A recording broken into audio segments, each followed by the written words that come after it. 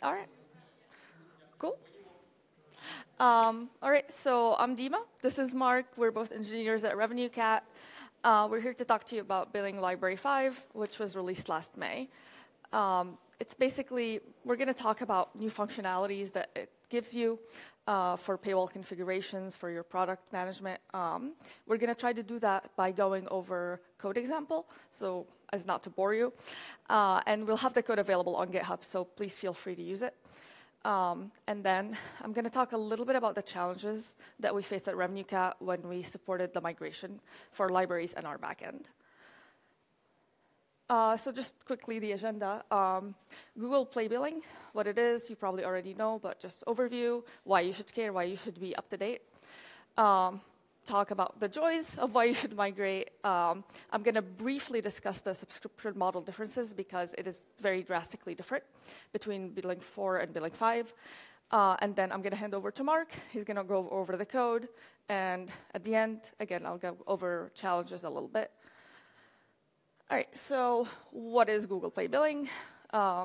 It's the service that lets you sell digital goods and services in your app. It is required by Google, so the way to do that is you integrate it into your Android app. And the latest version is 5.2. I think that was released earlier this month, but the major release 5 was done last May in Google I/O.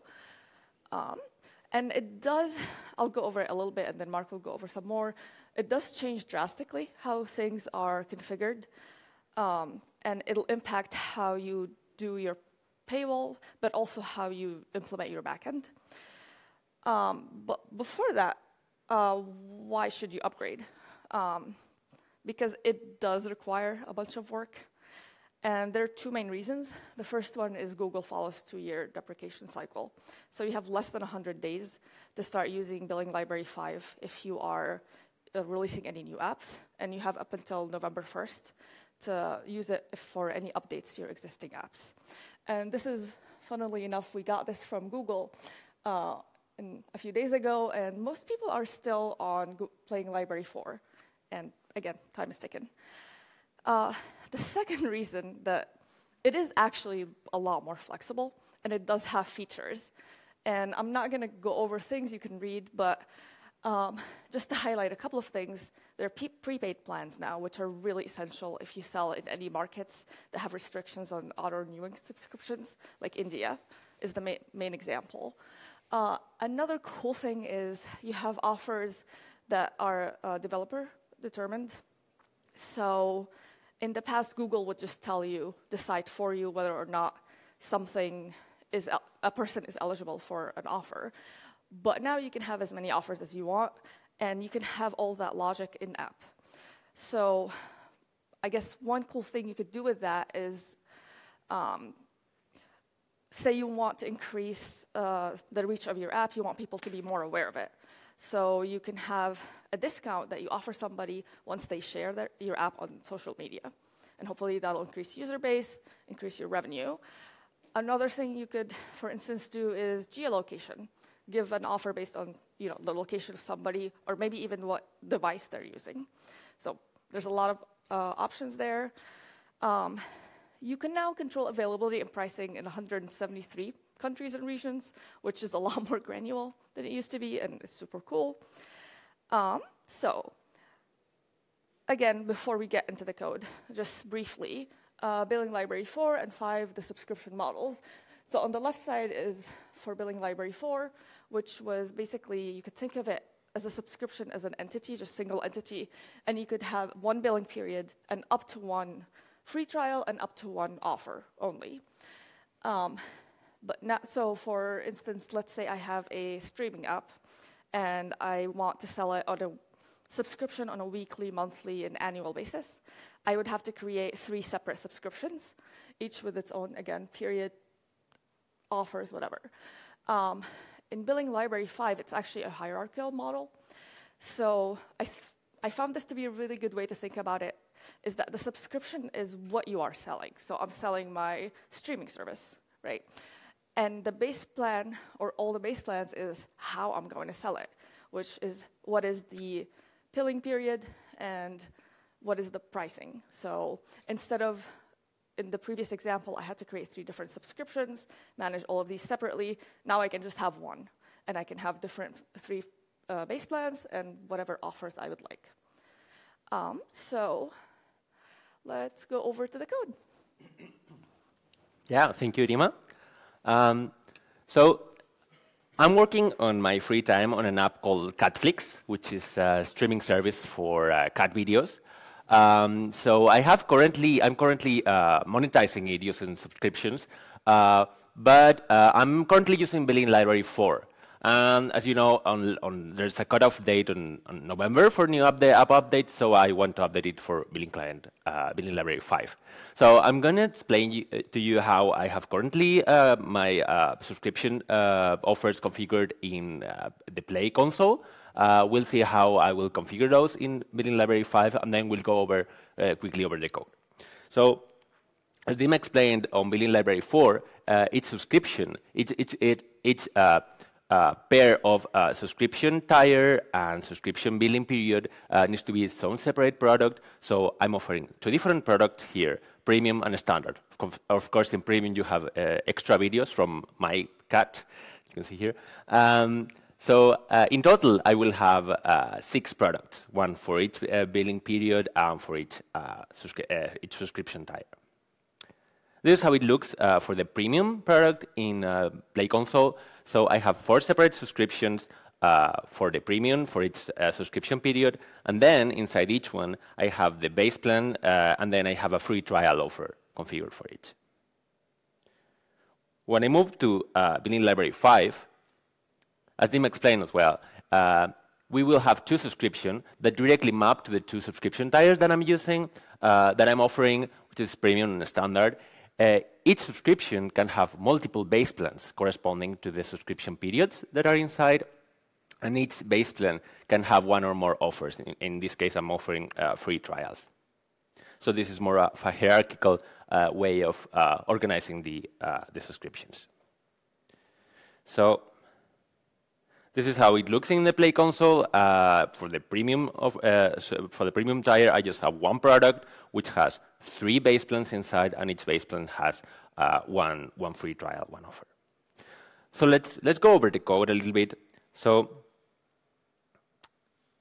don't worry about following the code precisely. We will upload the code afterwards to GitHub, and you can check it out on your own.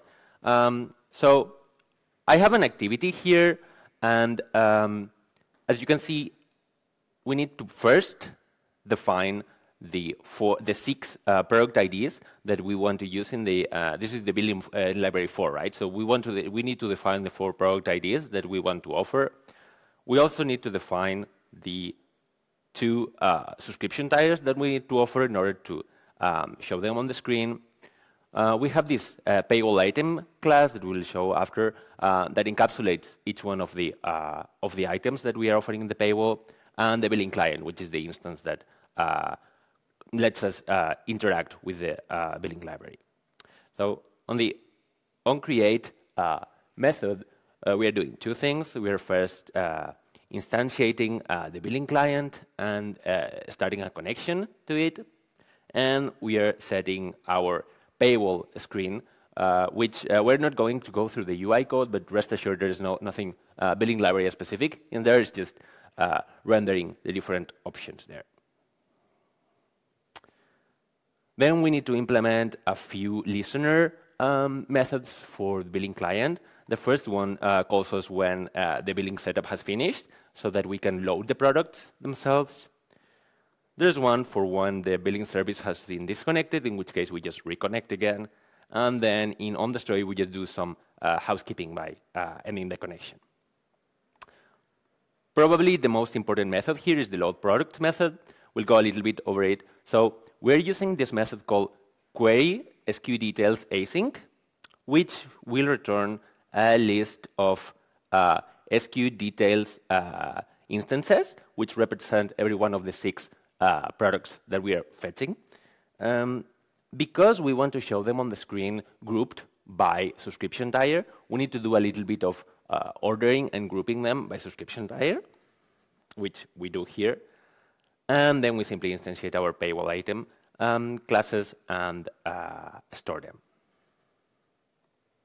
When we're ready to purchase a product, we're going to set the SKU details instance, and then we're going to call launch billing flow, which will start the purchase process.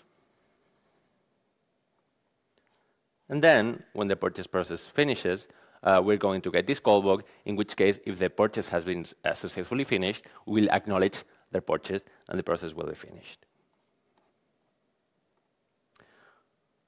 We have created this class, which encapsulates a pair of SKU details and the product ID that it's representing, so that we can properly show it on the screen, which has a couple of helper methods to get more human-readable title and subtitle to show on the paywall. And here we have also another couple helper methods to create a human-readable format for the subscription period, and to get the number of billing period days for a subscription in order to sort them from shorter to longer. So let's see how this works. We have our paywall with the two products, and hopefully we can start a trial. Okay, so now because I'm a very compliant developer, I want to be ready for when Billing Library 5, for the cut update in November for Billing Library 5, so I'm going to update it for Billing Library 5. Here, as we mentioned before, we only have two products, which is Premium and Standard. Again, we store the product, we store the paywall items. We have two variables here for the special offer, which we'll see shortly what we're going to do with that. In the onCreate method, we do almost exactly the same, instantiate the BillingClient and set the paywall screen. Again, the BillingClient callbacks are exactly the same as before. And for the load products method, we are now using a new method called query product details, which in this case, instead of returning an SKU details instance, it returns an instance of the product details class, which represent each of the both subscription tiers.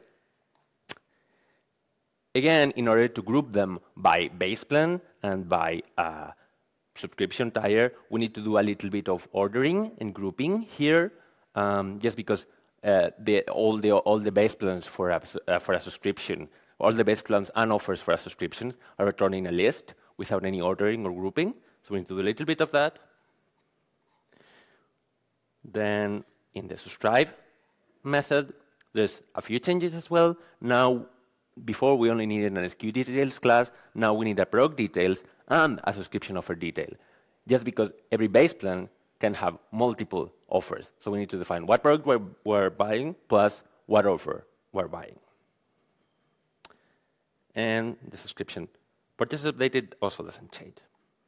Again, the paywall item, we're storing the product ID and the list of subscription offer details, and the helpers are exactly the same as well. So we'll see how this does. Okay, so we have successfully updated our app to Billing Library 5, and our app is going to be able to continue being updated from November. But you can see there's a special button here that wasn't here before. I overlooked a small part of the code here where I am using a new feature from Billing Library 5, which is called tags. So you can tag a special offer, you can add tags to every offer in order to fetch them or to specify that you need to do something different with them. So I'm storing this offer here, and let's see what the button does. Okay, so it's asking me for location. I trust the developer of this app to do good with my location, so I'm going to allow it. And so, ooh, it's not. 1 second. Okay.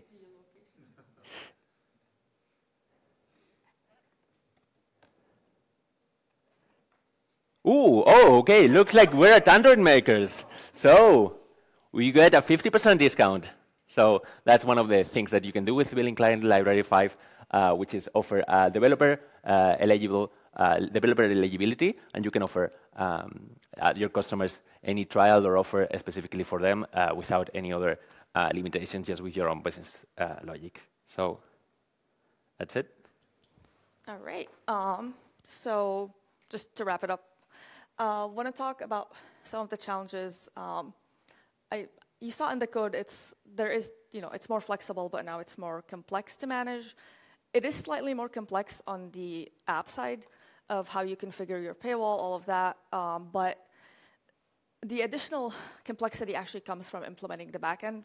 And forgive me, I am a backend engineer, so I'm bringing it up in an Android conference, but it is important, specifically for security of your app, right? If you're doing all your logic, all your validation logic on the front end on your app, you're pretty vulnerable to somebody just tampering with it and maybe even sharing unlocked content with people, so you're losing revenue. There are other reasons. You want to keep track of your users, your revenue without having to go to Google and look at the financial report, all of that jazz. But basically, with your backend, there's information that we used to get for free with BillingClient 4 that we no longer do with Subscription v2 REST APIs. So the biggest one is the transaction price. Again, you used to get that, now you don't. And actually, up until October of last year, you didn't even get the base plan. So all you knew was the subscription that got purchased, which means you have pretty much no idea how much anybody paid. So the way we got around that at RevenueCat is we would pass the entire pricing phases structure to the backend, and the backend has to do basically reconstruct and figure out based on like what transaction it is, et cetera, how much somebody paid. And it is trickier than just, it's tricky because, okay, well, so you can have pricing changes, right? So is a user on the new price? Are they on the legacy price? For discounts, you might have a percentage discount, and that is not so easily configurable. It depends on days in the month, blah, blah, blah. So that's one way you could do it. You can pass the information, have the backend deal with that. There's missing promotion information, so you don't get the code anymore that somebody used. You don't get the type. Payment states are ambiguous. You can get a pending payment state, and you don't know if that's a new transaction, that's a deferred payment, deferred upgrade, downgrade, no clue. Basically, all of these are things you can get around. You should just be aware that they're gotchas, and when you're going into it, you should just keep it in mind and see what you can do. So we have a few resources, mostly our repo, some Google stuff, and a really cool blog that we wrote at RevenueCat for Billing Library 5. And yeah, do you have any questions for us? Yes. Oh, thank you.